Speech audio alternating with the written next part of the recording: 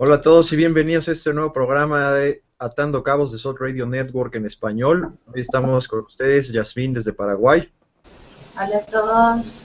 Alex desde New Jersey, Hola, ¿qué tal? Mauricio desde Argentina, Hola, ¿cómo les va a todos? nos acompaña también hoy Andrés desde Francia. Hola, ¿qué tal? Buenos días o noches, lo que corresponda.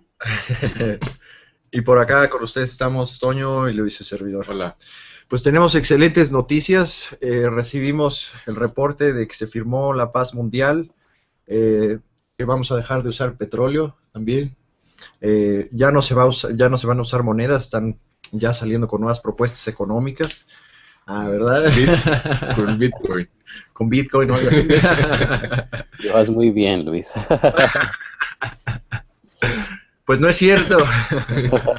Todo sigue mal. Todo sigue peor. Apuesto a que nuestros oyentes estaban sospechando que no era cierto. Sí, la economía no da tregua, el dólar sigue encareciéndose en Latinoamérica, el precio del petróleo sigue bajando, la bolsa en Nueva York sigue con desplomadas diarias y más y más y más y más desplomadas diarias, la bolsa en China tampoco está muy bien que digamos. Entonces, sí, todo va igual y de hecho tal vez un poquito peor. Lo intentamos sacar algunas noticias positivas para este programa, pero pues nos está costando mucho trabajo. No encontramos. Pero bueno, ya, a ver qué se nos ocurre al final del programa. Pues sí, las cosas están bastante preocupantes en lo económico, de hecho, pues ya lo pusimos ahí en el título. También el Dow Jones sufrió otro golpe también, de nuevo le echan la culpa directamente a China y no voltean a ver también la deuda interminable de Estados Unidos y su política de guerra. Ujú. Pero bueno, chicos, ¿qué otras noticias en el asunto económico tenemos? Pues fíjate, hay una noticia que me gustaría comentar que fue algo que Correa, el presidente de Ecuador, dijo esta semana, dice que la situación del mercado petrolero obedece a aspectos geopolíticos, que me pareció muy interesante porque como hablamos con Joe Quinn antes de terminar el año pasado, él nos contaba que este tipo de movimientos económicos son algo que pueden ser generados artificialmente, que cuando el mercado cae no es en esencia porque sea una respuesta orgánica a movimientos del mercado, sino que puede ser de hecho manipulado en descenso de una forma artificial. Así que me pareció muy interesante que Correa diese estas declaraciones, pero, o sea, diciendo exactamente públicamente lo que muchos venimos pensando desde hace rato, que la operación de disminuir los precios del petróleo tienen como finalidad misma el reducir el poderío de algunos países que son productores o exportadores de petróleo. Eso me parece a mí que, bueno, no sé, lo esencial para entender esta crisis de precios. No sé qué piensan ustedes. ¿A cuánto está el precio del barril ya? No estoy seguro, pero la última vez que me fijé creo que estaba a $24 Sí, estaba rondando los $25. y el de la OPEP. Sigue igual, creo, por lo que estábamos revisando. Y es muy curioso porque habíamos comentado que, por ejemplo, en el caso de Estados Unidos, el precio del barril debe estar en $100 para que, pues digamos, salga con sus gastos. Y a otro que también está afectando directamente también es Arabia Saudita, pues ya su mano derecha en Medio Oriente. Ujú. Y casualmente también hubo ahí un enfrentamiento, por así decirlo, con Irán, que empezó a inundar el mercado también con Sí, barriles de petróleo y pues no les gustó 500 mucho. mil barriles de petróleo al día entraron en circulación desde fue el sábado o el domingo que se levantaron las sanciones oficialmente, bueno, algunas de las sanciones oficialmente, porque creo que les impusieron unas nuevas justo el mismo día, entonces, un tanto hipócrita, pero fueron 500 mil barriles de petróleo que entraron al mercado, entonces, yo creo que leí por ahí un artículo en el que decían que era un movimiento un tanto, o sea, reducir el precio del petróleo le quitaría peso a Irán, ahora que está entrando, por lo menos en el Medio Oriente, y sí, de paso se cargan a Rusia, que también depende bastante del precio del petróleo, a Venezuela, que también depende bastante del precio del petróleo. Interesantemente, Maduro estuvo haciendo concesiones y visitas a los países de la Organización de Países de Productores de Petróleo para intentar encontrar una estrategia para normalizar los precios, pero como que no le prestaban mucho cuidado. Ujú, ujú. Y es muy curioso porque en paralelo con esta caída de los precios del petróleo, también vemos el impacto, por ejemplo, del precio del dólar en sí en varios países latinoamericanos. Colombia, México, En México estamos también ahorita. Brasil. Atraparon al Chapo, como ya habíamos hablado, y al mismo día vimos que el dólar ya estaba casi a 19 pesos. Sí. Ahorita ya superó la barrera de los 19 y Wow. pues, bueno, pero atrapamos al Chapo. Bueno, pero pues, sí, Sí, no, hay que celebrar. eso significara cualquier cosa. Pero no significa nada, entonces. Sí. Pero nótese cómo la secuencia de eventos fue al revés. Primero subió el dólar y después atrapamos al Chapo. O bueno, después se anunció que atrapamos al Chapo porque lo pudieron haber atrapado hace 3 meses, ¿no? No sabemos. Claro, oye, si Kate del Castillo y Sean Penn pudieron encontrarlo antes. Claro. Ya sabían Sí. que lo habían contactado. Pero bueno, justamente como comentabas, Alex, también fue Correa el que mencionó que la situación actual en los mercados, del petróleo en específico, están obedeciendo a aspectos geopolíticos. Ya lo habíamos hablado también, justamente cómo Estados Unidos empezó con estos movimientos económicos para golpear a sus enemigos de manera indirecta. De nuevo, ya lo hemos recomendado mucho, pero la lectura del libro de Confesiones de un sicario económico, ahí pueden ver también cómo se libran también la guerra actual en el medio económico, ¿no? Así que pues hay que estar ahora pendientes porque las cosas en la economía están poniéndose bastante interesantes. Sí. También vemos una tendencia hacia deshacerse del efectivo por los bancos centrales y algunos países que ya están promoviendo, por ejemplo, el uso de débito y crédito solamente. Sí. O sea, ha sido algo bastante paulatino, pero parece que últimamente se ha acelerado un poco, ¿no? Sí. Creo que Dinamarca, si no estoy mal, dio esa declaración justo antes de que terminara el año pasado, en el que como lo estaban haciendo casi una ley, que muchas de las transacciones tenían que ser ahora de forma electrónica. Entonces están deshaciendo un poco del dinero en efectivo, el dinero que la gente de hecho puede guardar o ahorrar por fuera de los controles o de las leyes bancarias. Así que bueno, nadie... Quería comentar unas noticias que estuvieron circulando durante la semana que me parecieron interesantes, ¿sí? Como bien ustedes comentaban recién, ya, digamos, es muy difícil negar o argumentar en contra de la idea de que Estados Unidos ha manejado el precio del petróleo para perjudicar las economías de algunos países, en particular la de Rusia, pero también sabemos que en Latinoamérica ha sido un golpe duro. Lo curioso es que leía un artículo, les voy a leer un párrafo nada más como para que tengan una idea de qué se trata. La persona se llama Sebastián Maril, ¿sí? Es un analista económico. Dice, con un precio por barril cercano a los $100 hace un tiempo atrás, ¿no es cierto? Los bancos ofrecieron miles y miles de millones de dólares al sector, quienes utilizaban sus jugosas ventas para pagar esos préstamos. Hoy, con el precio internacional del petróleo coqueteando con los 24 de existir, aquellas que aún siguen en pie comienzan a tener problemas para pagar los préstamos que consiguieron para financiar su crecimiento. Es interesante el artículo porque plantea la hipótesis de que estos préstamos que otorgaron estas bancas de inversiones, bancas enormes, ¿sí? Y ahora la imposibilidad de pagar esos préstamos puede generar una situación muy similar a la que ocurrió en el 2008, ¿sí? Con la famosa burbuja económica, con los préstamos subprime, no sé si recuerdan.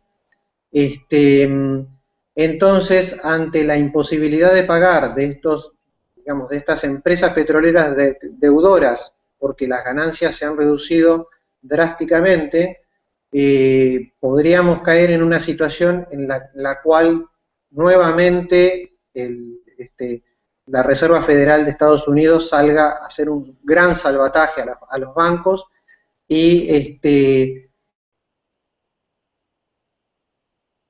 hacer a la población estadounidense con el pago de estos salvatajes, ¿sí? Lo cual implicaría una nueva recesión, una baja en el consumo, y esto sabemos como toda la economía está globalizada, están todas las economías conectadas, ¿sí? Un descenso en el consumo en la economía estadounidense significa un descenso, por ejemplo, en las importaciones chinas, ¿sí? Y un descenso en las importaciones chinas implica que muchos países que exportan sus productos, sus commodities a China, también, digamos, descenderían sus exportaciones, y entonces esto nuevamente generaría una gran recesión mundial, ¿sí? Y otra crisis económica seria, ¿sí? Es una hipótesis que está circulando, me pareció muy interesante de mencionar y de considerar a la hora de tratar de entender qué está tratando de hacer Estados Unidos detrás de esta maniobra, porque evidentemente los más perjudicados van a ser ellos en principio, ¿sí? Con una gran recesión para sus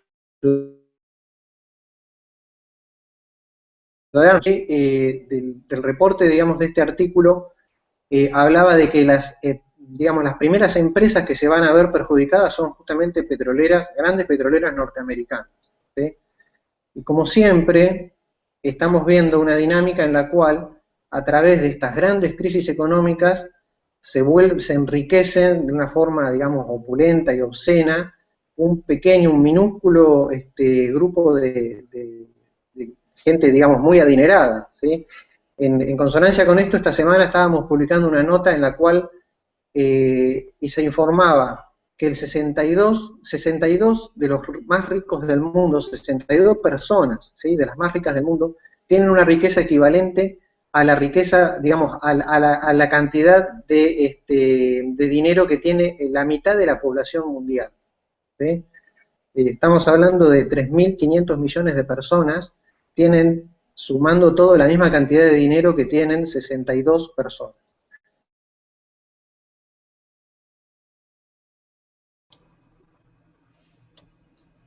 Se te cortó, Mauricio. Se te cortó, Mauricio. ¿En qué parte, chicos? 62 personas. Wow. Es una cifra muy grande para el internet. Bueno, no, básicamente era eso, sí, que realmente son números obscenos y hablan de la desigualdad que rige en el mundo, ¿sí? Y lo que estaba destacando es que de estos 62 personas muy adineradas, 17 son norteamericanos, creo que 12 o 15 son europeos, ¿sí? Para tener una idea de cómo está distribuida la riqueza en el mundo. Uh-huh. Qué curioso. Y es de hecho una muy buena hipótesis, porque justamente después de la crisis del 2008, lo que vimos fue que el gobierno de Estados Unidos y muchos gobiernos en el mundo también lo que hicieron fue tomar el dinero de los contribuyentes, dinero público, dinero que le pertenecía al país, y se lo entregaron a los bancos privados. Si la idea basada en esa hipótesis es crear una nueva burbuja, ese tipo de burbujas cumplen siempre esa misma función, la función de tomar el dinero público, o sea, como encontrar una excusa para tomar el dinero público y dárselo a las compañías privadas, que fue justamente lo que pasó en 2008-2009, y que curiosamente, ahora que lo comentas, fue después del 2008-2009 que la desigualdad creció tanto para que 62 pelagatos tengan más dinero que 3.000 millones de personas. Ahora, hay una diferencia con respecto a lo que ocurrió en el 2008, y que es que en ese entonces lo que ocasionó la crisis, bueno, lo que normalmente se le atribuye como la causa principal fue que la burbuja de la deuda de los compradores de casas, ¿no? Entonces, en Estados Unidos, bueno, como en todos los países, hay regulaciones acerca de a quién se le otorga un crédito para comprar una casa. En Estados Unidos se pusieron ambiciosos los bancos, entonces empezaron a ser demasiado flexibles en sus lineamientos, y empezaron a dar deudas a gente que se sabía que era muy difícil que las fueran a repagar. Entonces, eso fue creciendo, los precios de las casas, por lo mismo que se estaban vendiendo, fueron creciendo también, y eventualmente eso creó la burbuja que terminó en la catástrofe económica de ese año. Pero la diferencia, al parecer, es que en ese entonces hubo una causa específica que la mayoría de economistas están de acuerdo de qué se trató, pero hoy en día parece que puede haber más de una, y o sea, es como si viniera de muchas partes, ¿no? Como si hubiera síntomas de muchos lados. Entonces, ya mencionamos la cuestión de los precios del petróleo, pero no hemos mencionado, por ejemplo, que China, que es uno de los motores de la economía global, también ha tenido varias caídas de bolsa últimamente. Creció menos de lo que se esperaba hace poco y por lo mismo cayó la bolsa. Pero también, como Mauricio lo estaba mencionando, todo eso está conectado, porque si en Estados Unidos hay problemas económicos, entonces dejan de importar productos manufacturados de China, que es algo de lo que China vive grandemente, de exportarle baratijas a Estados Unidos. Entonces eso repercute en el otro lado. Total que el punto es, puede que haya más de una causa de la crisis económica que ya está encima de nosotros prácticamente, o más bien de la que nunca salimos, pero ahora se va a poner peor. Y bueno, por lo mismo es como si fueran síntomas, o sea, síntomas de una crisis sistémica, ¿no? Entonces no es como una cuestión pasajera, es algo más profundo. Y bueno, también lo que Mauricio mencionó de los 62 hombres más ricos del mundo que tienen la misma cantidad de dinero que la mitad más pobre del mundo. Eso hace un año, esa cantidad de personas era 382 o una cosa así. O sea, hacía falta 382 millonarios para juntar esa mitad de riqueza. Ahora solo hacen falta 62, ¿no? El año que viene tal vez es solo uno, ¿no? Lo cual quizás sea conveniente porque si es solo uno, tal vez le pasa algo y se acabó el problema. Claro, Pero como bueno, Chapo. sí, como Chapo, tal vez lo agarran y ya se acabó el problema. Y a mí algo que también me llama la atención de todo esto es que, bueno, incluso creo que era ya el año pasado, incluso el año antepasado, que empezó todo este tema de disminuir el precio del petróleo y demás, y muchos comentaban ya el hecho de que era deliberado y de que incluso fue una estrategia repetida de la Guerra Fría, más o menos. Era como que abrieron el manual de instrucciones de la Guerra Fría y volvieron a repetir eso. Pero también Putin decía, o sea, había dicho en una ocasión que él consideraba que era deliberado la disminución de los precios del petróleo. Y con respecto a todo esto de la crisis económica, quizás es como que hay diferentes tendencias de diferentes países en cuanto a lo que están haciendo ante esa inminente crisis. O sea, como que algunos, o sea, como Rusia, de repente China, quizás si bien vemos una devaluación en su moneda, también sabemos que por otro lado ellos están como respaldando toda su riqueza en oro, y Rusia también. Y entonces es como, y sin embargo, otros países parece como que quieren seguir con la misma estrategia y sin darse cuenta de que van a terminar cayendo en un agujero negro, más o menos, o sea, metiéndose en un agujero negro. Entonces eso también es interesante para ver cuál podría ser una perspectiva futura de cómo se van desarrollando los países. Y una noticia que veo que publicamos dice que el índice Bloomberg de 2016 dice que Rusia está entre las 15 economías más innovadoras del mundo. Y eso me hace pensar también en algo que decían en varios representantes de Rusia, incluso Putin, que el hecho de que las sanciones y todo este tema de la disminución del precio del petróleo en realidad hizo que ellos fortalezcan su economía, porque fortalecieron sus propias industrias y fortalecieron lazos entre ellos, Rusia, China, Rusia, o sea, todo el eje euroasiático. Entonces eso también me parece bastante interesante.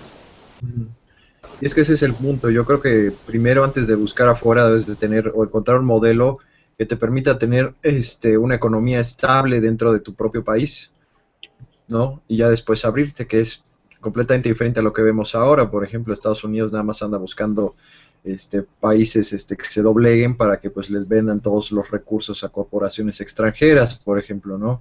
TPP, el TTIP. este tipo de tratados que justamente es lo que describes, Luis, es encontrar una forma de elevar las corporaciones norteamericanas al mismo nivel legal o el estatus legal de las naciones, de los gobiernos mismos. Entonces las personas no tendrían ningún recurso en contra de ningún tipo de corporación porque no hay nada que los proteja ahora.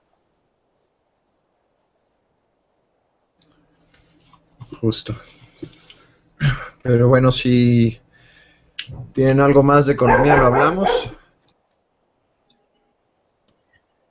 Solo una recomendación, que el otro día justo viendo estos temas económicos, vi un documental que pueden ver en YouTube, que se llama The 1%, o sea, el 1%. Y lo fui a ver justamente porque estaba pensando en esta cuestión de los 62 más ricos del mundo que tienen tanto dinero como la mitad. Y bueno, el documental lo hizo un chico que es de la familia de Johnson, bueno, de la empresa de Johnson Johnson. Entonces él es multimillonario, pero él tenía la inquietud de que cómo es posible que sea tan injusto que yo tenga todo y que nadie tenga nada. Entonces, a contra de los deseos de su familia, tomó una videocámara y se fue a grabar y entrevistar a ricos, etcétera. Y es interesante, es también simpático porque él muestra cómo reacciona su papá, cómo reacciona su mamá, etcétera. Pero entre otras cosas, se entrevista a Milton Friedman, que es un economista de los que trae justamente esta idea de que, en teoría, según ellos dicen, mientras tú más apoyas a los que ya son ricos para que sean todavía más ricos, en teoría ellos se van a hacer tan ricos que la riqueza va a caer al resto de la comunidad mágicamente. Bueno, no mágicamente, ¿no? El argumento es que ellos van a crear empleos y, bueno, como la gente va a tener empleo, no va a estar muerto de hambre, ¿no? Pero en los hechos, pues, no es lo que vemos. Hay gente en la miseria y la concentración de la riqueza es cada vez mayor. Entonces, pues eso hay para reflexión. Si quieren ver ese documental, se llama The 1%. También es recomendable, Andrés, ya que estás mencionando documentales, hay uno muy interesante que no está en YouTube, lo vi en Vimeo, se llama Inside Job, algo así como trabajo interno, no sabría cómo traducirlo. Habla específicamente, describe y explica cómo ocurrió la crisis del 2008, cómo se formó esa burbuja inmobiliaria, quiénes estuvieron involucrados, cómo el gobierno estadounidense, a través de los lobbies, los grandes lobbies económicos, evitó por todos los medios establecer normas regulatorias para dar préstamos, ¿sí? Y entonces las bancas de inversión pudieron otorgar préstamos muy riesgosos y generar esta crisis que después se desencadenó en esta gran recesión mundial que vivimos los últimos años. Y también muy interesante y muy recomendable. Claro, además estos documentales me parecen especial. El de 1% no vi, pero el de Inside Job muestra bastante esa actitud, sí, digamos que bastante patológica, en el que a pesar de todas las tenían evidencia o alertas de lo que iba a causar o de lo que iba a pasar, y sin embargo ignoraron todo eso de manera deliberada, sabiendo el caos que iba a generar no solamente en la población de Estados Unidos, sino en todo el mundo, y que al fin y al cabo la gente más afectada termina siendo siempre justamente la gente que ese otro 99%, ¿verdad? Y cómo no les importaba, o sea, y también la mentira deliberada en cuanto a las deudas, justamente esas deudas arriesgadas que mencionaron antes, y todo lo demás. Es realmente, o sea, sorprende muchísimo, quizás, o algunos quizás ya no sorprende tanto, pero el hecho de que pueden seguir y seguir y seguir con eso y no van a parar, parece, ¿verdad? No hay límite. Yo quisiera ampliar un poco el comentario de Correa, ¿no? Dice que es geopolítico. Entonces, nada más hace falta voltear a ver quiénes son los más afectados por estas... ¿qué es lo que tenemos enfrente de nosotros? ¿Tenemos a China en problemas? ¿O nos quieren nos quieren decir que China está en problema porque de pronto ya no está creciendo al 7% o más del 7%, sino al 6.9%? China, como con una actitud más mesurada dice, pues es que no podemos mantener este ritmo durante 25 años, o sea, nadie lo puede mantener, vamos a entrar en una etapa de estabilidad en donde pues vamos a no a crecer a estos dobles dígitos que nos tienen acostumbrados, pero pues tampoco nos vamos a caer al nivel de otros países que crecen 1%, 2% o 3%, como Estados Unidos o México. Y por otro lado, el petróleo. Y el petróleo está afectando obviamente a Rusia, como en primera instancia, ¿no? Y sí ha habido indicios de que ha habido medidas hacendarias o fiscales en Rusia y en otros países de la OPEP y en otros países productores, pues donde se tienen que estar ajustando el cinturón. Entonces, esto me lleva a pensar en que en realidad, como Rusia y China son los principales afectados, eso es una guerra económica. Tiene que ser una guerra económica, ¿no? Sí, sí tiene sentido. Tiene sentido. Pero bueno, chicos, cerrando un poco con el tema de la economía, al menos que se nos haya pasado algo, pues pasamos al Medio Oriente, que pues como siempre ya saben es noticia, más que nada por la política de la guerra perpetua de Estados Unidos y sus vasallos de la OTAN. Hubo varias cosas interesantes esta semana, entre ellas tuvo la noticia de que tropas turcas fuertemente armadas violaron la frontera siria, y pues bueno, uno de los primeros datos curiosos es de que pasaron enfrente de los rebeldes moderados, como ellos les dicen, bueno, los terroristas del Estado Islámico, y lo único que hicieron fue observar, no hicieron absolutamente nada, ¿no? Echarles porras. Nada más les echaron porras, justamente, ¿no? El Jerusalem Post comentó lo obvio, y dice que esta falta de acción por parte de los terroristas no solo resulta bastante sospechosa, sino que remacha la idea de la colaboración entre Turquía y el Estado Islámico en Siria, ¿no? Pues ya saben que Turquía tiene varios pretextos, entre comillas, y ellos dicen que quieren frenar a las milicias kurdas, que pues ya sabemos que tienen un conflicto constante, pero pues bien sabemos que hay muchísimos otros intereses en la zona, y más que nada alineados con los intereses de Occidente. Entre ellos pues también está pues sacar definitivamente a Erdogan del poder, seguir provocando presión, seguir apoyando a estos terroristas para que sigan desestabilizando la zona. Y pues bueno, las cosas se están poniendo bastante interesante, ¿no? Comentaron Pepe Escobar en la semana ART que las tropas turcas se movieron hacia Jarablus, que curiosamente es una zona que está controlada ahora por ahí y separa a los dos cantones kurdos de Kobani y Afrin.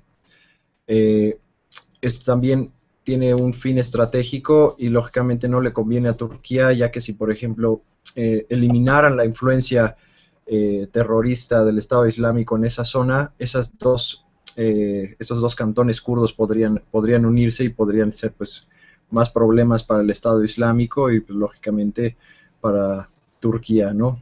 De manera indirecta. Y recordemos que son las tropas kurdas, aparte del ejército nacional en Siria, los únicos que están enfrentándose al Estado Islámico en tierra, por así decirlo. Entonces ese es otro de ese tipo de clavos en el cajón, en el ataúd de Turquía, que sella ya la percepción de que están completamente del lado del Estado Islámico. Este problema kurdo lleva muchísimo tiempo, desde que creo que es el final de la Primera Guerra Mundial, en el que existía esta zona que se podría llamar Kurdistán, que cubre un gran pedazo de los países de Irak, un pedazo de Siria y un pedazo de Turquía.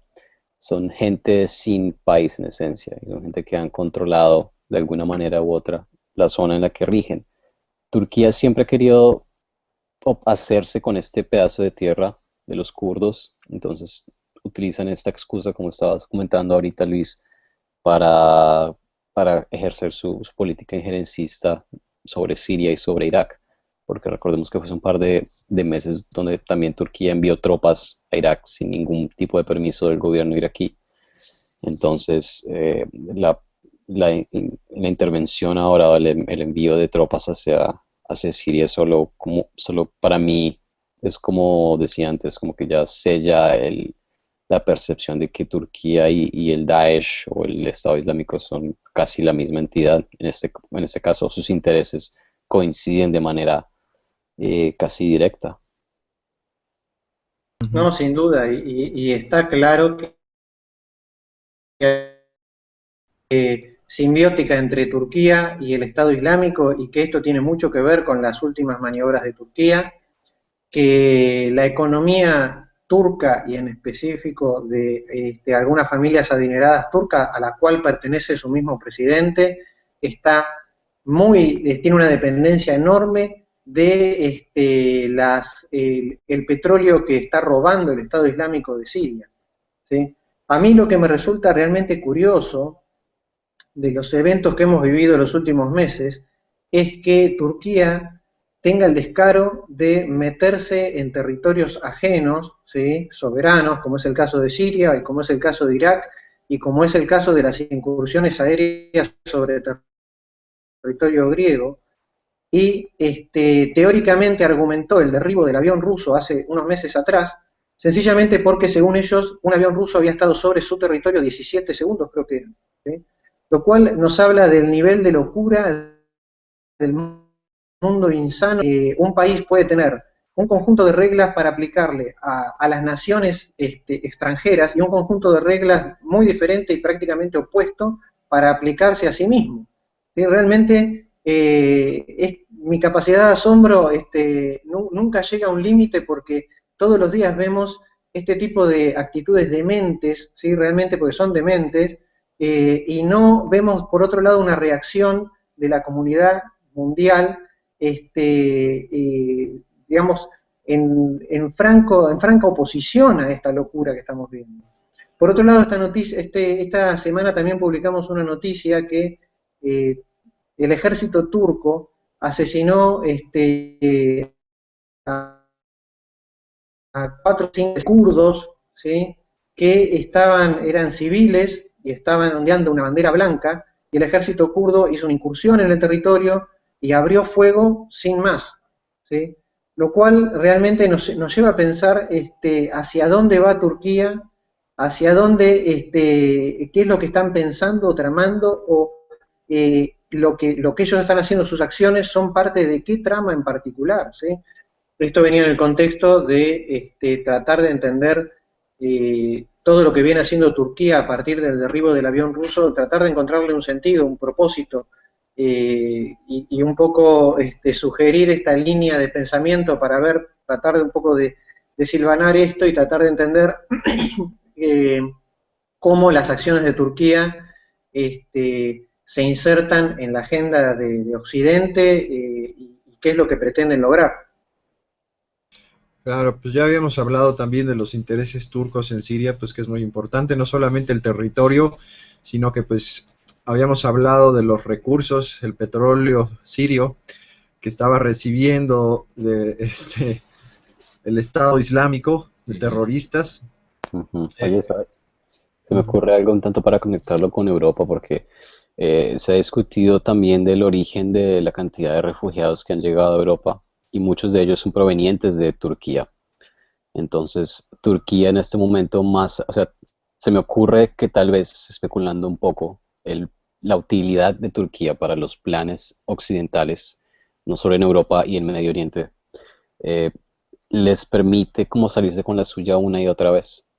Porque creo que los refugiados inicialmente llegaban a Turquía y los mantenían en campos para refugiados, pero se ha dicho, no me acuerdo dónde leí, que estos refugiados como que Turquía los envió hacia Europa. Entonces este es el punto central de donde salen esta cantidad de refugiados hacia Europa, lo que está causando esta crisis en Europa.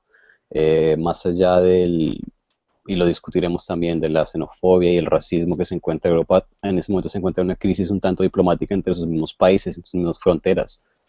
Entonces, me parece a mí que Turquía puede comportarse de forma tan errática, tan descarada, porque tiene una utilidad gigantesca en este momento para los intereses occidentales. Claro, es muy Yo curioso. pienso que, si puedo nada más añadir aquí una observación que en parte, o sea, es cierto lo que dices, que Turquía debe tener cierta utilidad para la OTAN y por lo mismo le dejan hacer muchas cosas, pero por otro lado, creo que en parte se puede explicar por patología, ¿eh? Porque este señor Erdogan cada vez que abre la boca, cada vez que hace algo, bueno, cada vez lo impresiona más, y no solo él, sino su familia, ¿no? Su hijo es el que administra el envío de petróleo de parte del Estado Islámico de Siria a Turquía, entonces él es el que está haciendo negocio personalmente. Y a cada rato escuchamos cosas como que detuvieron académicos en Turquía porque estaban manifestándose en contra de la opresión en el Kurdistán, o que hay explosiones de bomba en Ankara que se le atribuyen a los kurdos, ¿no? Curiosamente, como siempre, o hay asesinatos políticos, por ejemplo, de personajes que están abogando por la paz con el Kurdistán, pero también misteriosamente se le atribuyen a los kurdos, entonces ustedes decidirán quién fue realmente quien los cometió. Y luego de risa loca, hace como un mes o mes y medio, Luis y yo nos estábamos riendo mucho porque Erdogan salió en las noticias que iba pasando con su limusina por un puente. O sea, él iba muy casual, ¿eh? No se estaba fijando en nada, estaba haciendo su propio asunto de la vida, y de repente se dio cuenta que un hombre se quería suicidar, quería saltar del puente. Entonces le fue a mandar a uno de sus guardaespaldas que por favor fuera a hablar con ese hombre, que no se suicidara, que él era el presidente y que él quería hablar con él. Entonces fue el guardaespaldas a decirle y trajeron al presunto suicida a su limusina, y entonces Erdogan dijo, sí, sí, yo entiendo que tienes muchos problemas en la vida, pero yo te voy a ayudar. Y entonces sacó su iPhone y hizo un par de llamadas y bueno, el hombre pues frente a las cámaras de televisión de los medios, porque casualmente los medios ya estaban allí, o sea, los medios tenían un presentimiento de que algo importante iba a ocurrir en ese puente. Y entonces los medios grabaron cómo este hombre le dio las gracias al presidente y casi casi le besó la mano. Y después por ahí alguien en internet encontró una foto de este hombre que resultó ser uno de los miembros del equipo de seguridad de Erdogan. Entonces, bueno, eso creo que habla bastante acerca de la personalidad y el carácter de ese individuo. Entonces, sí, en parte Turquía es importante estratégicamente, en parte es patología, ¿eh? Si me preguntan a mí. Yo lo que pienso es que tienes mucha razón, Andrés. Había algo de patología y me llama la atención de que toda esta seguidilla de cosas habla de que ya tomó una decisión Turquía. Antes eran parcialmente aliados de la OTAN, bueno, ellos pertenecen a la OTAN, pero también eran al mismo tiempo una especie de aliados de Rusia, y Rusia los consideraba amigos, según palabras del propio Putin. Pasó lo del el derribo del avión, y a partir de entonces ha habido un distanciamiento muy marcado con Rusia. Entonces es como si ellos ya por fin vieran o se mostraran los verdaderos colores de Erdogan. Y ahora lo que estamos viendo es una decadencia y una degradación de toda la vida en Turquía. Tienen a todos estos millones de refugiados. Erdogan está diciendo puras cosas locas. Tienen ataques suicidas en Ankara y en otras partes, y ahora están incursionando en territorios ajenos. Realmente se están exponiendo con un estado verdaderamente patológico. Es como si se hubiera destapado algo, como si se les hubiera botado la canica, y ahora no sabemos en dónde va a acabar esto. Antes tildábamos a Erdogan y a su gobierno de que tenían un pie en un lado y otro pie en otro lado. De pronto decían cosas en contra de Rusia, pero de pronto hacían cosas a favor de la paz o de Rusia, y viceversa con la OTAN. Pero ahora es como que el camino que llevó Estados Unidos durante muchísimo tiempo, ahora el gobierno turco lo está haciendo en cuestión de meses. Se está polarizando de una forma sumamente rápida, y es realmente algo parecido a lo que le está pasando a Arabia Saudita también. Arabia Saudita también tenía lazos un poco con, obviamente fuertes con Occidente, pero ahora ha estado en las noticias en las últimas semanas y destapándose y desvelándose como un estado realmente patológico. Entonces es como si toda la intervención rusa de pronto estuviera desenmascarando a todas estas personas, a todos estos países, a los gobiernos, no a las personas. Claro. Justamente. Y Sí, parece, yo... Adelante, Yasmin. no, y como que parece, o sea, da la impresión justamente de que estamos teniendo una lección en vivo y en directo de lo que es la ponerología política, y que justamente estas dinámicas que estamos viendo son más bien como estaba el punto que estaba dando Andrés antes, en el sentido de que de repente sí, bueno, Turquía puede ser que sea importante en un sentido geopolítico, pero también está la dinámica simplemente patológica en que son oportunistas. Entonces justamente como quizás esto, o sea, Erdogan y los de Arabia Saudita son unos locos por el poder y que lo único que quieren es justamente tener su propio, no sé, imperio o su propia monarquía y demás. Es como que entre ellos otra vez, entre todos los gobiernos patológicos, uno se aprovecha de esa patología del otro, y así como que entre ellos se están aprovechando uno del otro, o cada uno luchando por sus propios intereses, y es sumamente caótico. Y como dice Antonio, lo que estamos viendo ahora es como parece como que se les están cayendo todas las máscaras y cada vez están mostrando más esa naturaleza. Sí, yo coincido en líneas generales con ustedes, chicos, y evidentemente acá hay un comportamiento patológico, pero al mismo tiempo es una patología que en este momento, digamos, parece funcional a los intereses de Estados Unidos. Yo no puedo dejar de tener la sensación de que tras estas acciones turcas, ¿sí?, hay un intento de generar una provocación, ¿sí?, porque tenemos un país, Turquía, que está incursionando en territorio extranjero, ¿sí?, y aparentemente la única forma de detenerlo es a través de una confrontación directa.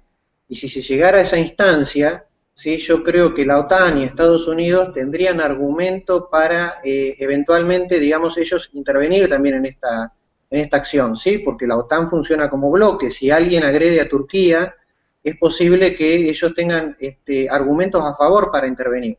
Entonces, es cierto, es un comportamiento patológico, aparentemente fuera de control, pero en este momento me parece que es funcional un poco a la agenda occidental. Sí, yo opino también lo mismo, Mauricio. Realmente, pues ellos van a seguir apoyando a Turquía, que es de nuevo parte del bloque de la OTAN.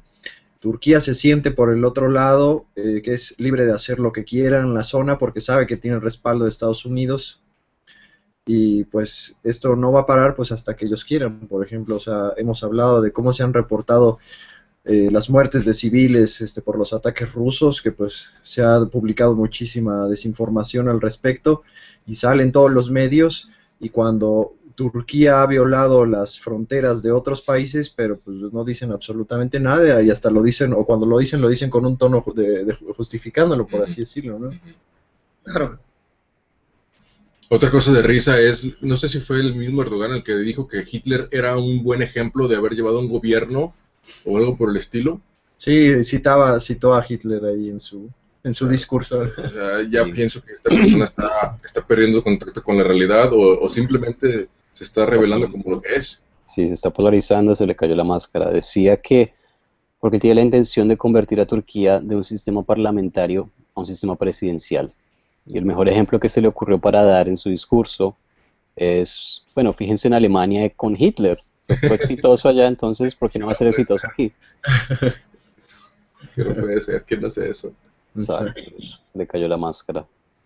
Pero pues bueno, hablando también de otro estado patológico, pues como bien decían, aquí tenemos a Arabia Saudita, que escaló el genocidio que está haciendo en Yemen, porque en los medios occidentales hablan de que bombardeó a los yemeníes como si fueran también radicales, un grupo de terroristas también, ¿no?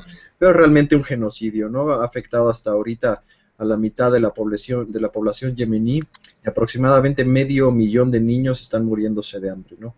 Por un lado tenemos, por ejemplo, el caso de Madaya, donde ahí sí salieron todos los medios occidentales gritando y rasgándose las vestiduras diciendo de que no, por culpa del asedio de Assad, miles de niños están muriendo, etcétera, etcétera, y hasta ahí.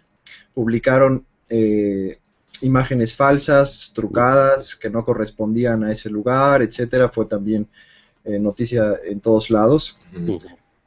Y digo, no es por minimizar lo que está pasando en Madaya, porque es una verdadera tragedia, ¿no? Pero realmente no dan contexto de lo que está pasando detrás, ¿no? Al-Nusra, que pues también fue patrocinada por Arabia Saudita y Estados Unidos, tomó sitio de 2 ciudades cercanas a Madaya. Denme un segundo y les digo exactamente qué es: Kefraya y Fuá. Esto llevó a Assad a tomar represalias y crear un sitio alrededor de Madaya, que ya estaba ocupada por terroristas. Entonces, la estrategia de al-Nusra en Madaya fue cerrar el paso o impedir el paso de ayuda humanitaria a la ciudad.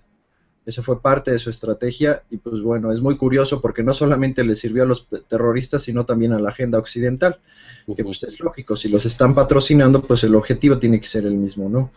Pero pues por este lado, como bien decíamos, tenemos ahorita ya 8.278 personas y al menos 2.236 niños asesinados y otros 16.000 heridos desde el comienzo del ataque saudí en marzo. Lógicamente no es algo nuevo, ya lo habíamos dicho, este conflicto ya tiene su tiempo, pero durante esta última escalada, pues estos son los números, ¿no? Se les ha dado permiso, o la OTAN le dio permiso de bombardear hospitales, escuelas y fábricas, hospitales que pues también pertenecían a la ONU, también presentan embajadas también. Embajadas, sí, y los medios no dicen absolutamente nada, ¿no? O sea, no solo eso, si no me equivoco, Peña Nieto le dio un premio, una medalla a un monarca árabe, chicos. Al rey Salman, sí. 2 criminales intercambiando medallas, ¿no? A ver quién era el más psicópata de los Muy criticado aquí en México. Mira, nada más se me acaba de decir algo que se me hace que una conexión con esta escalada patológica que tienen estos 2 países. Estos 2 países están sufriendo económicamente mucho. Para empezar, los negocios de la familia se cayeron con el petróleo del Estado Islámico, al grado de reducirles el ingreso en un porcentaje arriba del 50% por lo menos. Entonces les están quitando dinero. Y Arabia Saudita está pasando por lo mismo con la crisis del petróleo. Y también están recortando y aumentando el precio del petróleo, de la gasolina hacia dentro del país, cosa que nunca había sucedido. Se están quedando sin dinero, es como si los hubieran rasguñado un poco y ahora se volvieron locos. Y ahora ya están perdiendo los estribos porque ya no tienen esa fuente de ingreso, ya no tienen... Pero es un caos controlado, porque sí tampoco, o sea, como dices, lógicamente sí es patológico, o sea, pues estamos hablando ya siempre de la patocracia, ¿no? Pero lógicamente es usado para los objetivos de Occidente, claro. ¿no? Porque lo que está pasando en Yemen, lo que está pasando en Turquía, va para el mismo lado, ¿no? Claro. Aquí se hablaba, por ejemplo, de que comenzó la escalada en Yemen debido a esta guerra indirecta que comenzó Arabia Saudita en contra de Irán. Ya saben, ¿no? Empezaron con el problema del petróleo. Ahora vimos, por ejemplo, que Irán está empezando a inundar los mercados con petróleo después de la manipulación de los precios. Y el caso del asesinato de los supuestos 46 terroristas y el sacerdote chiita. Exacto. También, o sea, ya habíamos hablado de que Arabia Saudita está buscando una forma también de provocar a Irán. Y ya como bien sabemos, Irán pues, está marcado con rojo en el mapa de la expansión norteamericana, ¿no? Occidental. Pero al mismo tiempo también se le levantaron las sanciones y ahora ya es de nuevo un estado del mundo. Ya volvió al mundo. Pero ¿cómo explicas entonces? O sea, están jugando casi siempre, o sea, nos dan una imagen o nos tratan de dar una imagen, pero por el otro lado o por abajo indirectamente están apoyando el conflicto, ¿no? Claro. Ese es hacia afuera, ¿no? Eso es lo visible. Fue noticia internacional en todos lados. Irán ya no es un estado paria, ya es un miembro de la comunidad internacional de nuevo, pero mientras tanto te ponemos de enemigo a Arabia Saudita. Claro, una cosa es la que vemos, la que nos presentan los medios de comunicación, y otra cosa pues es lo que realmente está sucediendo, ¿no? Que realmente no publican, ¿no? O publican de manera muy, muy parcial. O sea, ¿cuándo has escuchado hablar, o sea, de este genocidio en Yemen y de esta última escalada en los medios de comunicación occidentales últimamente? De lo que estamos escuchando desde que Arabia Saudita es miembro de la Comisión de Derechos Humanos de la ONU. Sí. Cuando hay asesinatos políticos, ya hay descabezamientos y tenemos estas cosas terribles. Pero mientras Estados Unidos, Gran Bretaña y Francia le venden armas, no hay ningún problema. Exactamente. De nuevo, un lado es la imagen que nos presentan y otro lo que está pasando por debajo. Y ahorita que comentas a Occidente, también Amnistía Internacional salió quejándose de que por qué Gran Bretaña, digo, el Reino Unido y Estados Unidos estaban apoyando el genocidio en Yemen. O sea, dice, no, pero pues ahí no hay jets norteamericanos, porque alguien había salido quejándose de que había aviones norteamericanos, y dijeron, sí, maestro, o sea, no, los aviones no son tuyos, pero las bombas sí. Y ahora sí ya no dijo nada, ¿no? Y por el otro lado, el Reino Unido ha invertido, ha vendido más de 5,000 millones de libras en armas en este conflicto en específico, bajo el mandato de David Cameron, y 1.5 mil millones tan solo en 3 meses, en los últimos meses de 2015. Y además no solo son las armas, sino que también tiene tropas allá en Yemen que supuestamente les ayudan a los militares saudíes a facilitar la identificación de objetivos para minimizar supuestamente las casualidades civiles, ¿no? Las muertes civiles. Pues ¿no? si la ayuda es como la que Estados Unidos le dio al Estado Islámico, entonces debemos de leer completamente lo contrario. La idea es destruir más civiles posible. Claro, exactamente, ¿no? Y pues bueno, o sea, entonces, porque aquí salió comentando Hammond, que se estaban, bueno, es el secretario de Relaciones Exteriores, perdón, Philip Hammond, que se estaba asegurando de que todas sus tropas respetaran los derechos humanos de los civiles yemeníes. Su suerte, imaginemos qué pasaría si no estuvieran ellos asegurándose. Claro, gracias al cielo. Y de que ellos no habían provocado ninguna muerte, ¿no? Entonces, bueno, vemos ahora todas las evidencias y pues dicen, bueno, entonces, ¿de qué se trata de nuevo? O sea, tratan de presentar una imagen, pero las cosas, la realidad, pues, ahí está abajo, ¿no? Y aparte publicamos en SOT de que el ejército árabe saudita no es el que está en el terreno. El que está en el terreno son los mercenarios. Tenemos a Blackwater, tenemos a los colombianos y tenemos a otros grupos distintos y todo el mundo haciendo la guerra. Pero en realidad pareciera que Arabia Saudita es un cobarde que no pone, él no dirige o no es su propio ejército el que está haciendo las cosas, sino son un grupo de mercenarios pagados, lo cual a mí me parece cobarde, pues. Y es muy curioso, miren, si de alguna manera reunimos o resumimos o tratamos de dilucidar los objetivos occidentales en la zona, pues bueno, tenemos a Siria, ¿no? Que es importante, o sea, sus recursos, tenerlo controlado. Su posición geopolítica. Exactamente, ¿no? Lo mismo para Irán, o sea, desde hace mucho tiempo siempre han querido poner algún títere, pues que les ayude ya a cerrar con broche de oro. Como el Shah. Sí, exactamente. Esa táctica como de neocolonialismo patológico, ¿no? Que ha usado en la zona desde hace ya bastante tiempo, ¿no? Entonces, con el control de Siria e Irán, pues podríamos decir que pues tendría el control casi total de la zona, ¿no?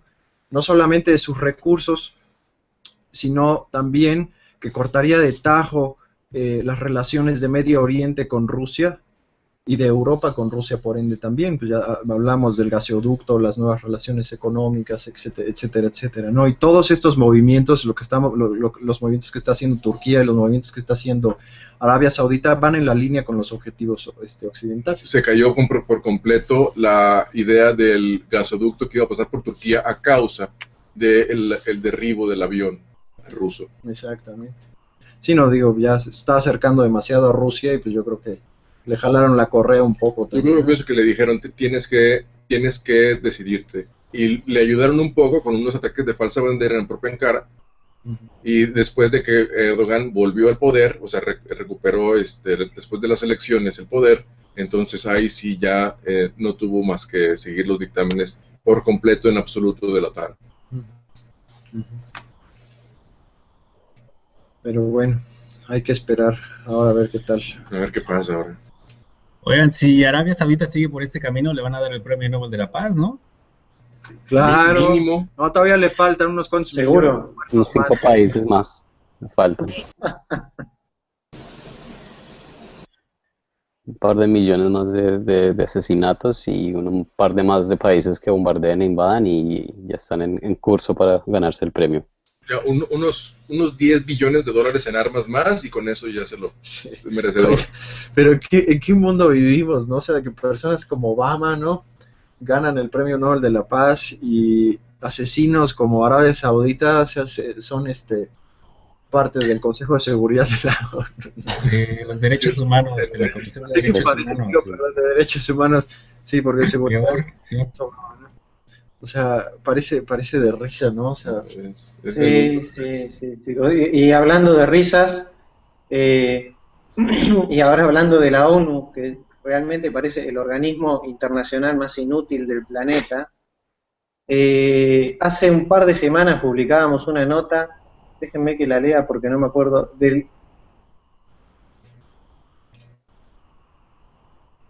la publicó un informe estadístico de cuál era el libro más retirado de la biblioteca. Les leo el título y ustedes saquen sus propias conclusiones. La inmunidad de los jefes de Estado y de los funcionarios del Estado en crímenes internacionales.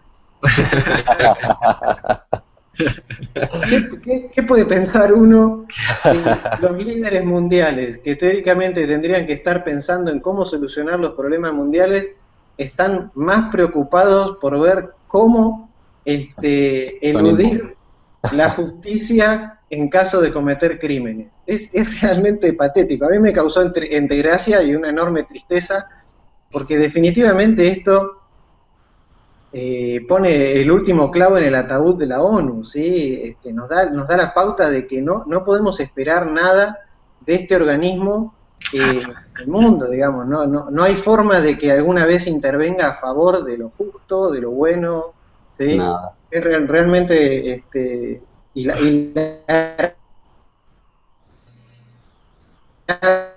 al mismo tiempo.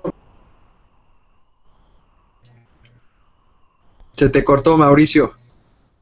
No había mucho más para agregar, chicos. Pero bueno, también habíamos comentado justamente que la ONU pues se había convertido ya hace mucho en una fachada de democracia y cooperación internacional, y pues por atrás realmente Estados Unidos, la OTAN y sus compinches hacen lo que quieran, ¿no? O sea, realmente con impunidad, o sea, realmente no sirve nada, es un desperdicio de espacio y tiempo para la gente que va ahí con verdaderas intenciones de cambio, ¿no? Por ejemplo, ¿no? Claro, pero y siguiendo también con lo que estaban diciendo antes, o sea, podemos decir que incluso a la ONU ya se le cae la máscara, ¿verdad? Porque quizá la ONU era el intento de mantener esa máscara de que, bueno, que se lucha por los derechos humanos y demás, pero si es que tenemos a Arabia Saudita como presidente del Consejo de Derechos Humanos y sumándole a eso todo el tema de los escándalos que estuvieron saliendo a la luz últimamente sobre la ONU y cómo los funcionarios de la ONU usaban a niños como esclavos sexuales prácticamente, o sea, los niños que ellos tendrían que estar protegiendo en otros países usaban como esclavos sexuales, y eso todo estuvo saliendo a la luz, y lo peor de todo es que las personas que informaron de esto, que eran algunos funcionarios de la ONU también, eran despedidas, o sea, fueron despedidas de la organización en vez de ser como enaltecidas o algo así, ¿verdad? Por desvelar algo que estaba pasando y que iba en contra de los principios de la organización.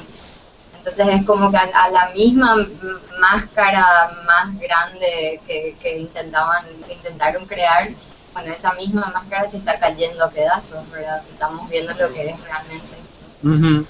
Justo, sabes que también el ministro de Exteriores iraquí presentó una queja formal ante el Consejo de Seguridad de la ONU cuando Turquía invadió su frontera.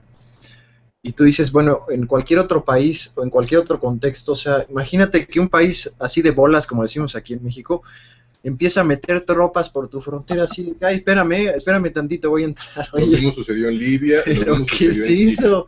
¿Qué es eso? O sea, es algo increíble, ¿no? Y vemos que no hay ninguna sanción para ninguno de estos países de la OTAN en la ONU, ¿no? Se supone que la ONU está para eso, ¿no? Y aún a pesar de que no sirve para nada la ONU, Putin sigue aferrándose como por las leyes establecidas o por los acuerdos logrados en esas asambleas, como si se estuviera agarrando de lo último de lo correcto, de lo que es moral, pues.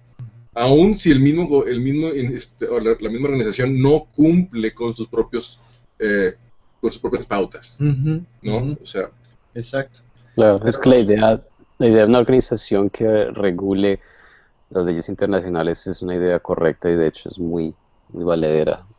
Porque tal vez es eso a lo que se aferra Putin. O sea, la idea es una idea correcta, es una idea que tal vez es orgánica y tiene mucho sentido. Es lógico establecer una organización por fuera de cualquier marco internacional que regule la interacción entre países. Eso es una idea, me parece a mí, muy lógica, pero lo que estaba pensando cuando estaban comentando es que tal vez, bueno, nos quejamos bastante acerca del estado del mundo, pero tal vez somos un poco afortunados de que tenemos la capacidad de ver esta caída de máscaras tan compulsiva y tan masiva que estamos viendo en el planeta hoy, porque de lo contrario seguiríamos aferrándonos o pensando tal vez que existen organizaciones internacionales que de hecho se aferran a la ideología por la que fueron creadas en un inicio, me hago entender. Entonces tal vez tenemos la fortuna de ver la realidad en la que vivimos y que no es una realidad para nada placentera, pero me parece a mí que es mucho más valioso saber que uno está en el infierno o tener certeza de que uno vive en el infierno a imaginarse vivir en el cielo viviendo en el infierno, ¿me hago entender? Claro, ¿sabes, Alex? Es justamente como ver la realidad subyacente, ¿no? Porque como bien dices, hablas tú de máscaras, y exactamente la patocracia, en específico la occidental, se maneja con fachadas. O sea, ya todo lo que hemos estado hablando aquí, cómo nos los presenta, por ejemplo, los medios de comunicación, la misma ONU representa una fachada, todo este tipo de organizaciones son fachadas, como una máscara de cordura para la patocracia, por así decirlo, ¿no?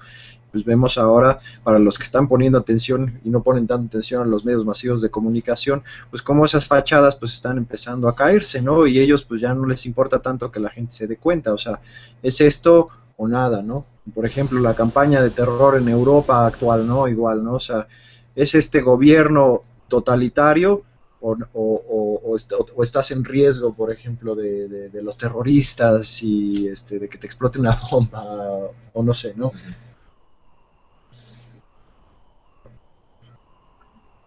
Entonces, pasamos a otro tema. Sí, justamente ahorita que estábamos hablando de... Bueno, Andrés, no sé si querías comentar algo al respecto.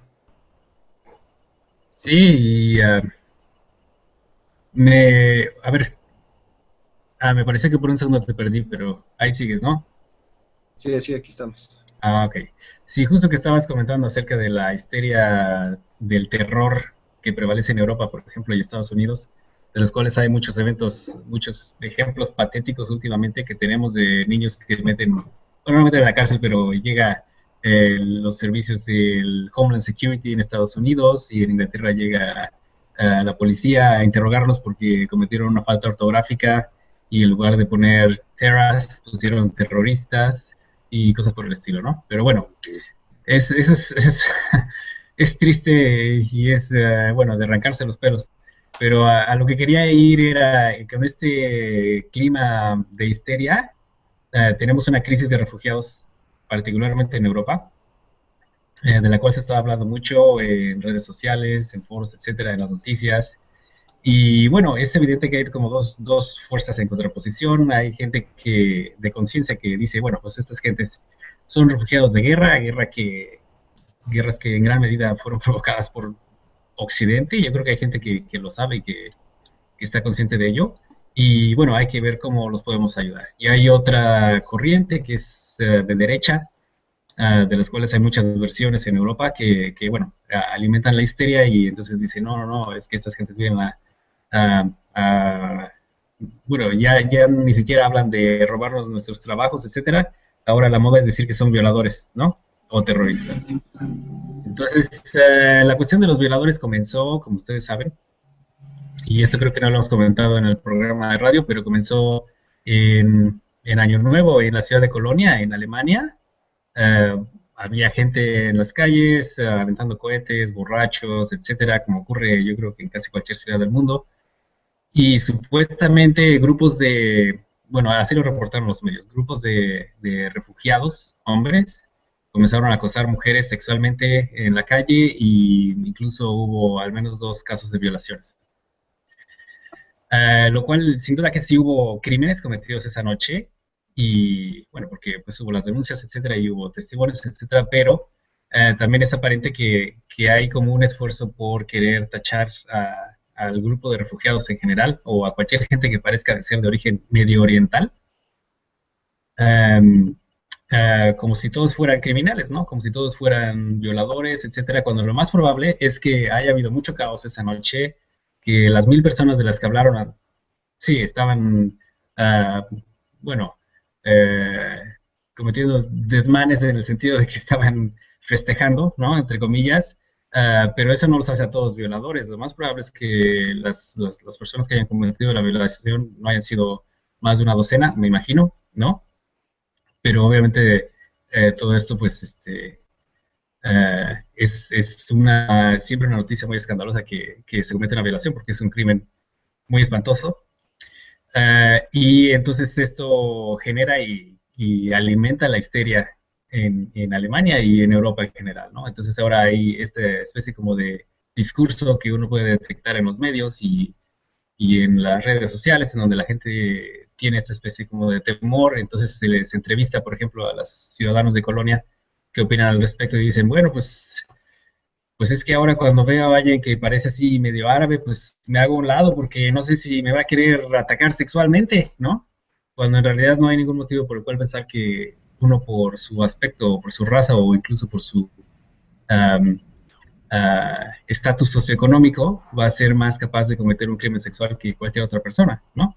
O sea, criminales sexuales los hay en todos lados y en todos los grupos. Los hay en Europa, los hay alemanes, los hay, sí, también en el Medio Oriente, árabes, sí, pero o sea, eso es como a la humanidad, no es como una... Sí. Y los hay en el gobierno, sí, o sea, si la gente estuviera tan enojada con los pedófilos que aparecieron en el gobierno del Reino Unido y en los medios del Reino Unido como están ahora histerizados en contra de los refugiados, pues quizá ellos hubieran cambiado de gobierno en el Reino Unido, ¿no? Pero eso no ha ocurrido.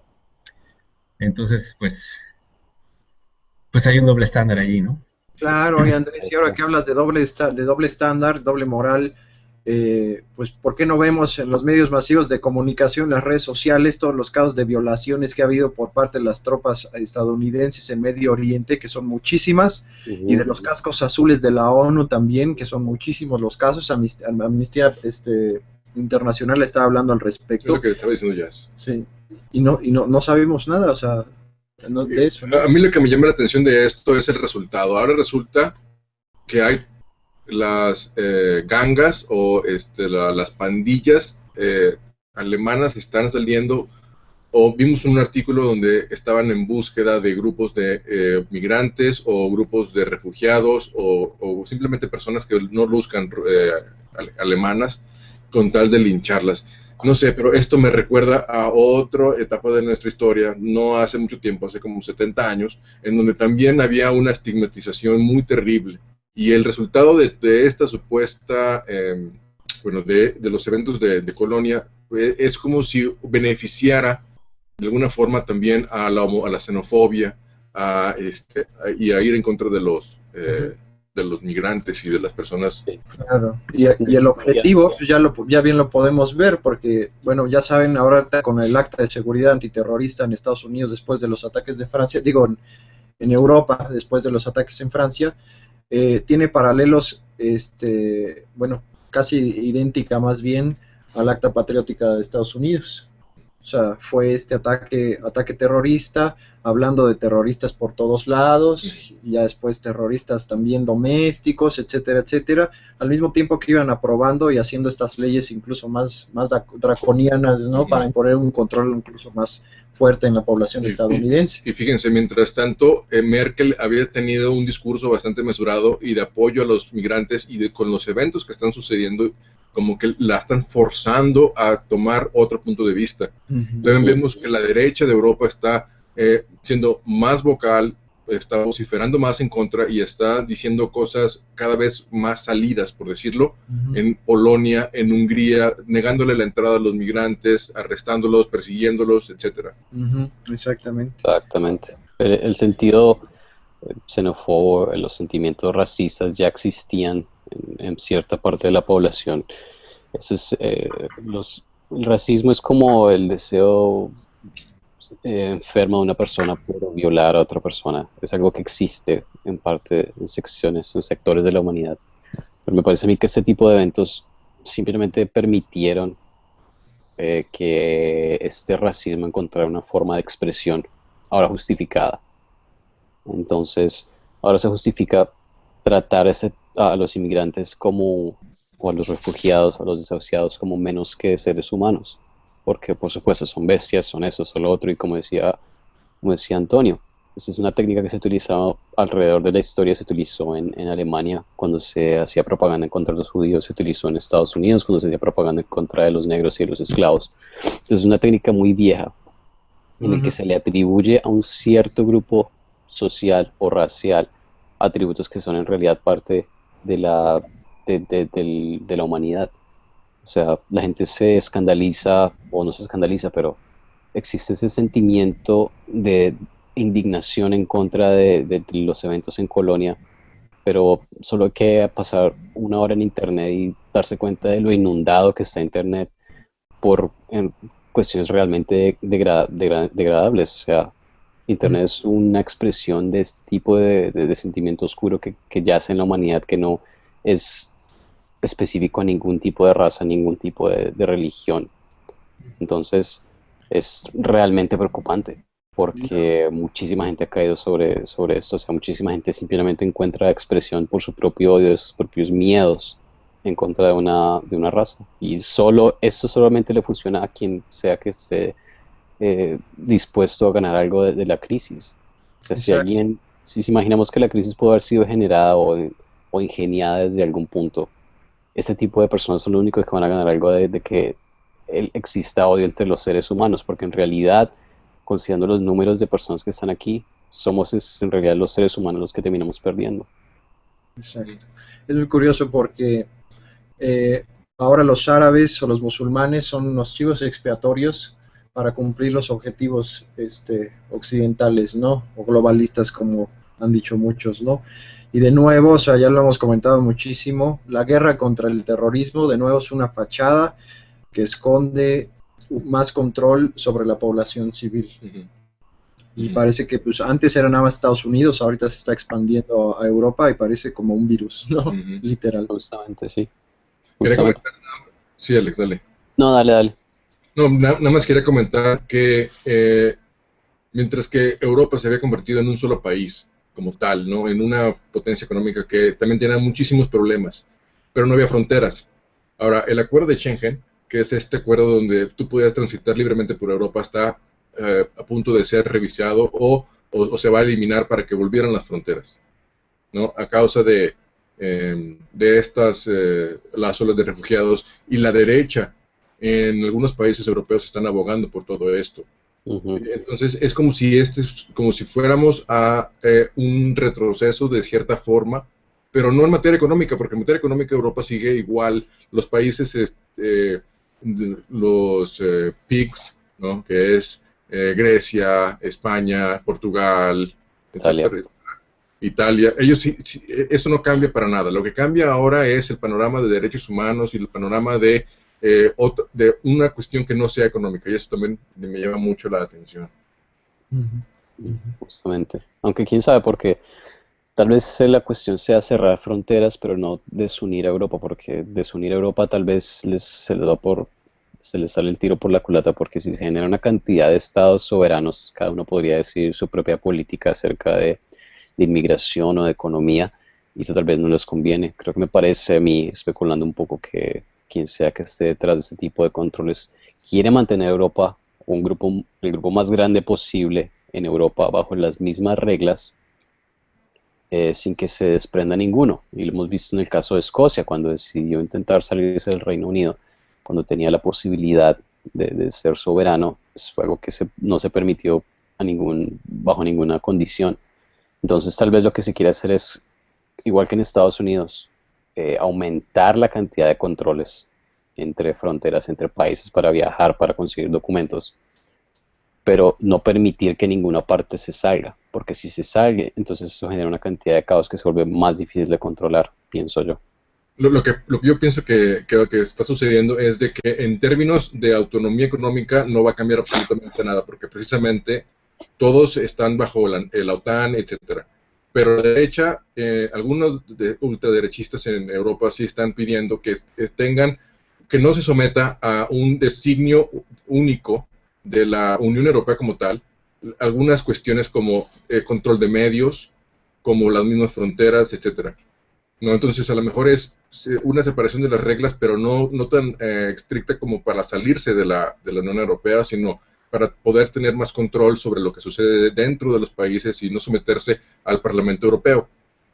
Por otro lado, ahorita me estaba poniendo a pensar qué forma, hemos visto muchas, pero una de las formas más viscerales de odiar a alguien es cuando se meten con las mujeres del país, ¿no? Violaciones, eso es como una cuestión genética que tenemos los seres humanos, ¿no? Entonces es como si le fuera una causa perfecta para poder odiar a un grupo racial, es si tienen una injerencia de violación. Yo imagino que en la antigüedad sucedía lo mismo, ¿no? Eso es como una especie de falta de respeto absoluta, y esa es como una de las razones o una de los actos que de inmediato a todos los grupos de derecha, izquierda, lo que tú quieras, les asquearía si ven que eso sucede. Entonces están como que amalgamando la opinión pública de cualquier tipo, de cualquier grupo, por muy liberal que seas, en Europa, en contra de los refugiados. Claro. Pues así las cosas. Ahora, pasando rapidísimo a Estados Unidos, ya para pasar a cambios planetarios y cerrar. Ay, no. Hubo 9 casos, o bueno, 9 alertas de bomba en escuelas en New Jersey. Alex, estábamos leyendo, no sé si te enteraste qué tal estuvo la cosa. Sí, pues la verdad, muy poco se habló, porque fue algo que ocurrió muy rápido, de hecho. Y fue justo en un día de trabajo, entonces no había mucha gente pendiente de las noticias, pero sí llegué a leer algo al respecto. Fueron 9 escuelas en una zona, es uno de los condados más ricos de la nación, de hecho. Hay un dato curioso, que como 20 minutos de donde yo vivo, hubieron amenazas de bomba en 9 escuelas, primaria y secundaria. Hubieron... el origen de las amenazas eran llamadas o cartas que enviaban, y se tuvieron clases. Y después de las investigaciones y de las inspecciones por las fuerzas policiales, no se encontró ningún tipo de artefacto que pudiera causar la amenaza. Pero fue curioso porque no es el único evento de esta naturaleza que haya ocurrido en el país. Justo creo que la semana pasada, en Delaware, que es un estado que es vecino con New Jersey, creo que en Maryland, si no estoy mal, también hubieron amenazas de bombas en escuelas. Entonces se nos ocurría tal vez que es una forma de mantener esta histeria elevada en la población, especialmente porque es un punto, tal y como hablaba Antonio justo ahora acerca de la privacidad sexual de una mujer, que es un punto muy, muy delicado en cualquier ser humano. Es de la misma manera un punto muy delicado cuando alguien amenaza a nuestros hijos o a las personas que son más frágiles de nuestra sociedad, de nuestras familias. Entonces, esto me parece que fue una cuestión bastante interesante en ese aspecto. El niño que también juró lealtad a ISIS en vez de a la bandera de Estados Unidos. Sí. sacado totalmente fuera de toda proporción. Exactamente. Sí, me lo perdí Sí, ese, o pero sea, era un adolescente que, o sea, todos los días les hace jurar a la bandera de Estados Unidos o algo así, y se le ocurrió Ujú. decir, en lugar de decir Estados Unidos, dijo ISIS. O sea, cualquier adolescente del mundo puede hacer una broma así, o sea, eso es como típico, o sea, me imagino sí, perfecto cuando yo tenía esa edad, me imagino perfecto a muchos de mis amigos haciendo una tontería de ese tipo. Pero esta tontería ahora resulta que llega el Homeland Security y te quiere llevar a interrogar porque, ¿cómo se te ocurre decir eso, no?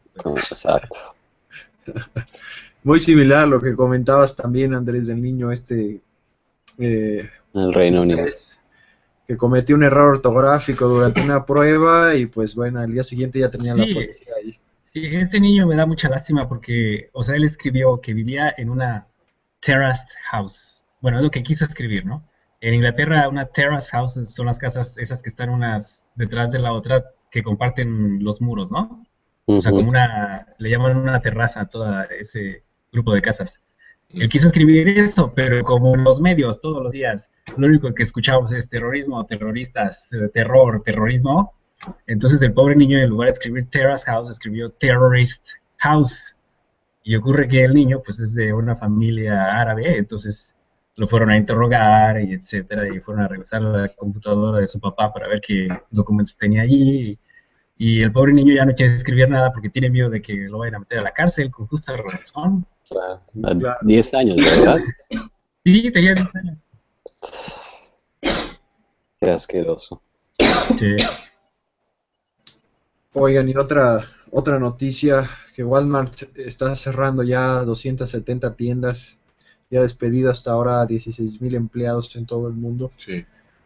Fue muy curioso porque, ¿se acuerdan del famoso ejercicio de Jade Helm Ajá. hace unos Ujú. meses? El Que año empezó pasado, sí. a cerrar algunas tiendas, etcétera, empezó a haber muchísima especulación al Ujú. respecto y todo. Pues la verdad es muy curioso porque, o sea, económicamente pues no están tan mal, siguen siendo una de las mejores franquicias estadounidenses y llama muchísimo la atención estos movimientos tan repentinos que está haciendo. Hasta ahorita pues realmente no se puede ni especular porque pues no se sabe qué está pasando, ¿no? Ujú. Pero es bastante curioso, ¿no? Sí, Ujú. Prestar atención a eso porque lo poco eventual, o sea, el poco ruido que se hizo al respecto, siempre a mí me da la impresión de que se está haciendo algo mucho más grande detrás de escena de lo que no estamos enterados.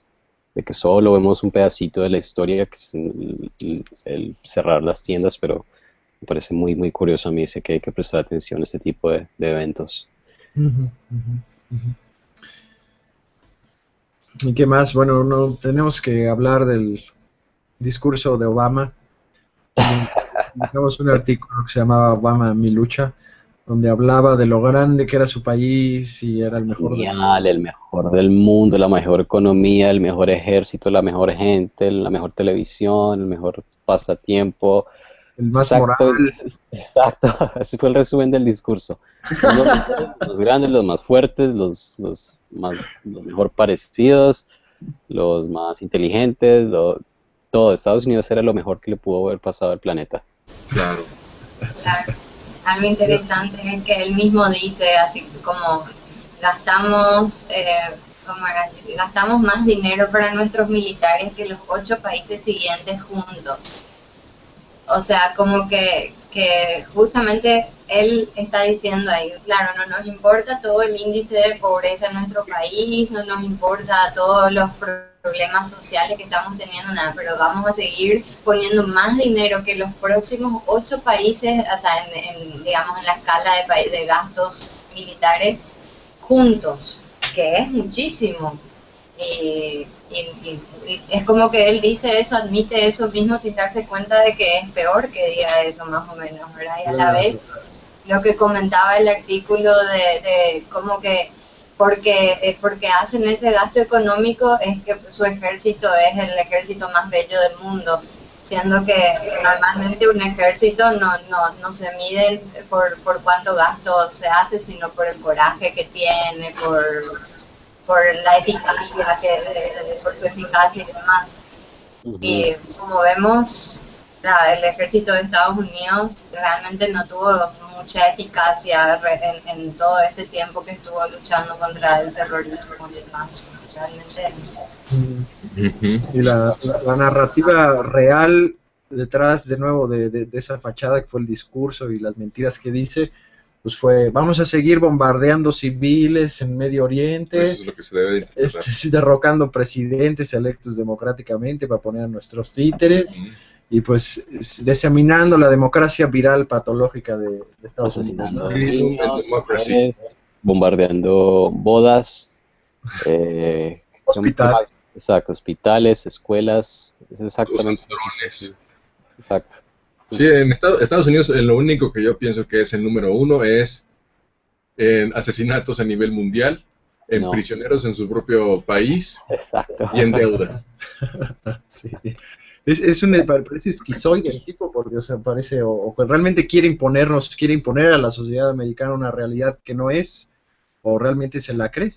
No, es simplemente el discurso de cajón para un presidente que se va. Exacto. Todo lo que hizo lo hizo bien, les deja un país que está bien, y el siguiente, bueno, no sé, pero yo lo hice bien. Pero para él todo estuvo bien siempre. Sí, O sea, sí. es el Paragón problema. de la libertad y la democracia en el mundo. Delirante. Fue Lo que asusta, chicos, es que buena parte de la ciudadanía estadounidense está convencida de que realmente son superiores y que son una nación especial y única, con un destino grandilocuente, y yo creo que eso les ha permitido mantener durante tanto tiempo esta narrativa, ¿sí? Que tienen una población, por decirlo de alguna manera liviana, bastante tonta, ¿sí? Y muy proclive a creer las mentiras de sus líderes, ¿sí? Entonces no es solo el discurso de Obama, sino que es un discurso que está de alguna manera en el contexto de una sociedad que lo cree. disonante. Pero te voy a decir una cosa, Mauricio. Creo que este Estado de la Unión fue el menos visto de todos los de Obama. También. Sí, claro, también. Tuvo niveles como de 30 millones nada más. Entonces no fue para nada los números de otros estados de la Unión. Es cierto, pero yo creo que eso tiene que ver más que nada con que está en el final de su periodo de gobierno y a un paso de dejar de ser gobierno, ¿sí? Están a un paso de las elecciones. Entonces yo creo que tiene más que ver con eso que con la concientización del ciudadano estadounidense. Por supuesto. Hablando de elecciones, ¿vieron a Sarah Palin haciéndole endorsando a Donald Trump? Dios mío. Santo Dios. Se juntó el hambre con las ganas de comer, chicos. Pero ¿de qué manera? No, puede ser posible. No, es que escuchas hablar a esa mujer y yo no le entiendo nada. O sea, aún con subtítulos en español, yo no entendía lo que estaba diciendo. Pues qué bueno, fue lo mejor para Sí, mí. creo que no me entró. Porque se me murieron como 10,000 neuronas nada más de escucharla hablar. Dios santo. ¿Y quién va a destruir a esos terroristas del ISIS? Donald Trump. Sí, pero bueno, así las cosas en el reality show norteamericano. Así vamos. Con esto tenemos que trabajar, con esto. Lo ponen muy fácil, dice Joe. Lo ponen muy fácil. Pero bueno, chicos, pues vamos cerrando. ¿Algún cambio planetario ya para cerrar con las buenas noticias? Pues ahí las veredas, ¿no?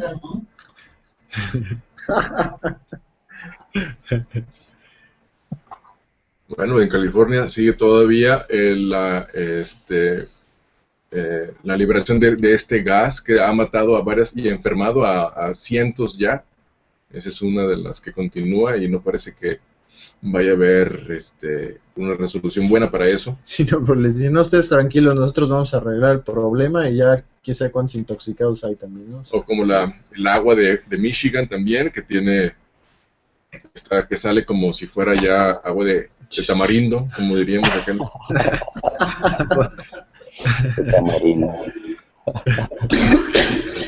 Pero seguimos con la tendencia, sequías. Mira, estoy leyendo aquí sobre esta semana. África golpeada por la peor sequía del último siglo. El Niño, otra vez hablamos del Niño, provoca nuevos incendios forestales en 5 departamentos de Colombia. El Niño de nuevo causa 14 muertes y afecta a 20.000 familias en Bolivia.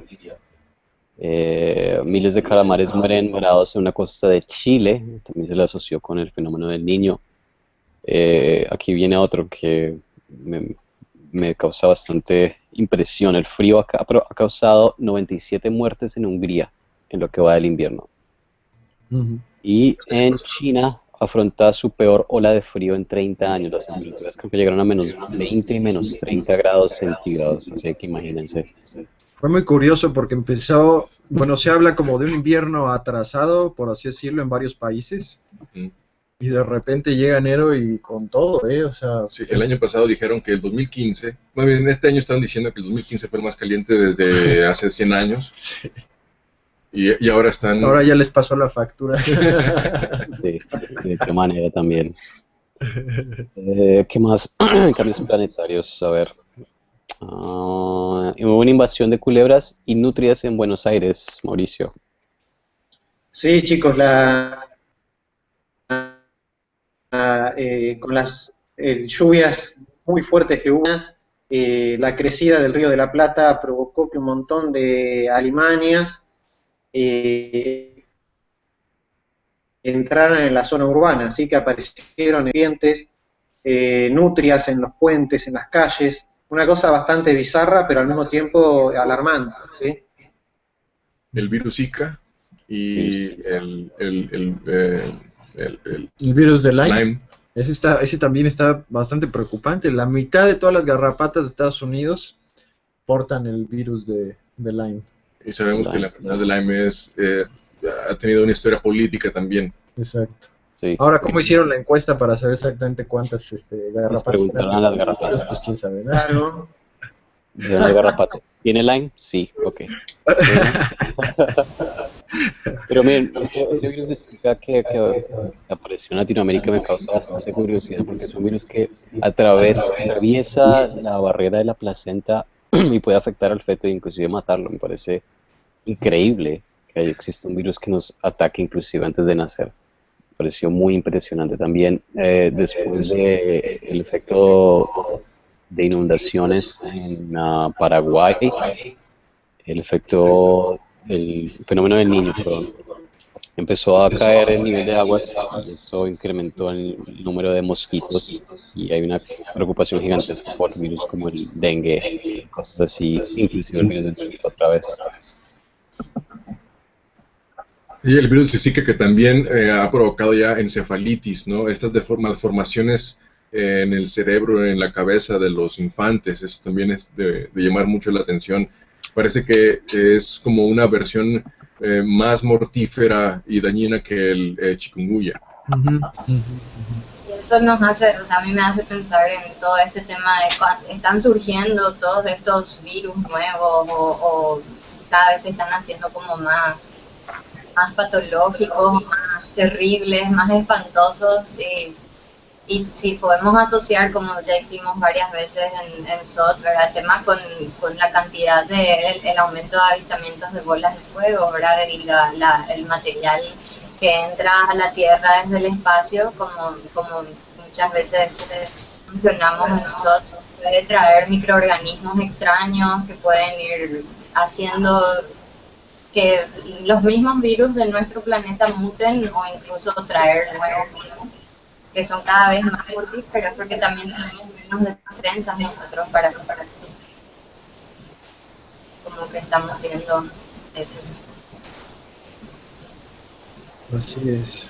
Y bueno, pues también los volcanes siguen dando qué decir. Seguimos con el volcán de Fuego en Guatemala, el Nevado de Ruiz, el volcán de Colima que ya lleva ya bastantes meses. Tiene como 2 años activo ya. Sí, ya bastante, ¿no? En Indonesia también hubo erupción de un volcán que forzó la evacuación de 1.200 personas. Y es muy curioso también porque se están reportando también sismos relativamente fuertes en varios lugares y en lugares donde pues no hay fallas sísmicas, ¿no? Es algo que también está llamando la atención, que es el caso en específico, es Oklahoma, por ejemplo, que está habiendo muchísimos sismos. Han hablado de la posibilidad de que todo sea debido al fracking. Puede ser una posibilidad, aunque pues también hemos hablado también de este fenómeno de la corteza moviéndose y abriéndose debido a la acumulación de polvo cometario en la atmósfera y todos los fenómenos eléctricos que están sucediendo en el sistema solar que también podrían estar influyendo, ¿no? Nos dice Lidia que el ébola también, publicamos una noticia donde la OMS había declarado la epidemia como final, como que se había terminado, pero no, todavía está viva. Sí. Contenida según dicen, ¿no? Pero ahí está todavía, ¿no? Todavía existen nuevos casos. Sí. Pero bueno, con esta nota feliz los dejamos. Feliz sábado para todos. Deberíamos de poner el video de Sarah Palin para que... No hagas eso. No reírnos un rato. Pero bueno, muchísimas gracias a todos por haber estado con nosotros. Nos vemos la próxima semana. Ya saben, a poner atención a las señales y cuídense mucho. Un abrazo. Hasta luego a todos. Adiós.